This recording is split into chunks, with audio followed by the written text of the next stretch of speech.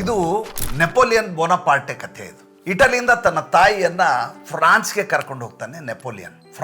ಪ್ಯಾರಿಸ್ಸು ತುಂಬ ಇಷ್ಟ ಆಗಿಬಿಡುತ್ತೆ ಆತನ ತಾಯಿಗೆ. ಏನು ಸುಂದರವಾದಂಥ ನಗರ ಇದೆ ಅದು ಪ್ಯಾರಿಸ್ಸು, ಭಾಳ ಇಷ್ಟ ಆಯಿತು ನನಗೆ ನೆಪೋಲಿಯನ್ ಅಂತ ಹೇಳ್ತಾಳೆ. ಮಗ ಹೇಳ್ತಾನೆ ನೆಪೋಲಿಯನ್, ಅಮ್ಮ ನಿನಗೆ ಫ್ರಾನ್ಸ್ ದೇಶವನ್ನು ಉಡುಗೊರೆಯಾಗಿ ಕೊಡ್ತೀನಿ ಅಂತ. ಅಸಾಧ್ಯ ಮತ್ತು ಸೋಲು ಎರಡೂ ಶಬ್ದಗಳು ನನ್ನ ಡಿಕ್ಷನರಿಯಲ್ಲೇ ಇಲ್ಲ ಅಂತ ಹೇಳಿದಂಥ ವ್ಯಕ್ತಿ ನೆಪೋಲಿಯನ್. ಫ್ರಾನ್ಸನ್ನು ಗೆಲ್ತಾನೆ, ತನ್ನ ತಾಯಿಗೆ ಉಡುಗೊರೆಯಾಗಿ ಕೊಡ್ತಾನೆ. ಇಂಥ ನೆಪೋಲಿಯನ್ನು ಜೋಸೆಫೀನ್ ಎನ್ನುವಂಥ ಒಬ್ಬ ಯುವತಿಯನ್ನು ಪ್ರೀತಿಸಿಬಿಡ್ತಾನೆ. ನೋಡಿ, 60 ದೇಶಗಳನ್ನು ಗೆದ್ದಂಥ ಒಬ್ಬ ದೊರೆ, ಜಗದ್ವಿಖ್ಯಾತ ದೊರೆ, ಪ್ರೀತಿಯ ವಿಷಯದಲ್ಲಿ ಹೇಗೆ ಸೋಲ್ತಾನೆ ಅನ್ನೋದಕ್ಕೆ ಈ ಕಥೆಯನ್ನು ಹೇಳ್ತಾ ಇದ್ದೀನಿ.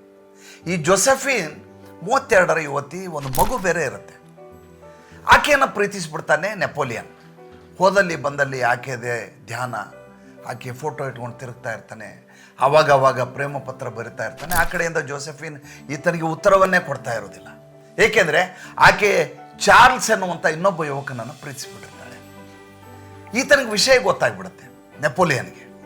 ಯಾರೋ ಆ ಚಾರ್ಲ್ಸ್, ಆತನನ್ನು ಮೊದಲು ಗುಂಡಿಕ್ಕಿ ಕೊಂದು ಬರಬೇಕು ನೀವು ಅಂತ ತನ್ನ ಶಿಷ್ಯರಿಗೆ ಹೇಳ್ತಾನೆ. ಯಥಾವತ್ತಾಗಿ ಹೋಗಿ ಆತನನ್ನು ಸಾಯಿಸಲಿಕ್ಕೆ ಹೋಗ್ತಾರೆ ಈತನ ಸಹಚರರು. ನೇರವಾಗಿ ಜೋಸೆಫಿನ್ ಹೋಗಿ ನೆಪೋಲಿಯನ್ ಕಾಲು ಹಿಡ್ಕೊಂಡ್ಬಿಡ್ತಾಳೆ. ನೀನು ಏನು ಬೇಕಾದರೂ ಮಾಡು, ಆದರೆ ನನ್ನ ಪ್ರಿಯತಮನನ್ನು ನೀನು ಸಾಯಿಸ್ಬೇಡ ನೀನು. ಆತ ಹೇಳ್ತಾನೆ, ಯುದ್ಧ ಆಗಿದ್ದರೆ ಸೋಲಿಸ್ಬಿಡ್ತಿದ್ದೆ, ಪ್ರೀತಿ ಆಗಿರೋದ್ರಿಂದ ಸೋಲ್ತಾ ಇದ್ದೀನಿ, ಆತನನ್ನು ನಾನು ಸಾಯಿಸುವುದಿಲ್ಲ. ಜೋಸೆಫಿನ್ ಚಾರ್ಲ್ಸ್ನನ್ನು ಉಳಿಸ್ಕೋತಾಳೆ, ನೆಪೋಲಿಯನ್ನನ್ನು ಪ್ರೀತಿಸೋದಿಲ್ಲ. ನೆಪೋಲಿಯನ್ ಕಾಲಾಂತರದಲ್ಲಿ ಮತ್ತೊಂದು ಮದುವೆ ಆಗ್ತಾನೆ. ಮದುವೆ ಆದ ಮೇಲೆ ಯಾವ ಯುವತಿಯನ್ನು ಪ್ರೀತಿಸಿರ್ತಾನೋ ಆ ಯುವತಿ ತನ್ನ ತಂದೆಯ ಜೊತೆ ಸೇರಿ ಸಂಚು ಮಾಡಿ ನೆಪೋಲಿಯನ್ನನ್ನು ಸಾಯಿಸ್ಬಿಡ್ತಾಳೆ. ನೋಡಿ, ಒಬ್ಬ ವ್ಯಕ್ತಿ ಎಂಥ ಶೂರ, ಧೀರ, ಪರಾಕ್ರಮಿ ಆಗಿರಬಹುದು, ಆದರೆ ಆತನ ಅದೃಷ್ಟದಲ್ಲಿ ಪ್ರೇಮ ಎನ್ನುವುದು ಬರೆದಿಲ್ಲ ಅಂತಂದರೆ ಆತ ಏನೇ ಶತಾಯುಗತಾಯ ಪ್ರಯತ್ನ ಮಾಡಿದರೂ ಕೂಡ ಗೆಲ್ಲಲಿಕ್ಕೆ ಸಾಧ್ಯವೇ ಇಲ್ಲ.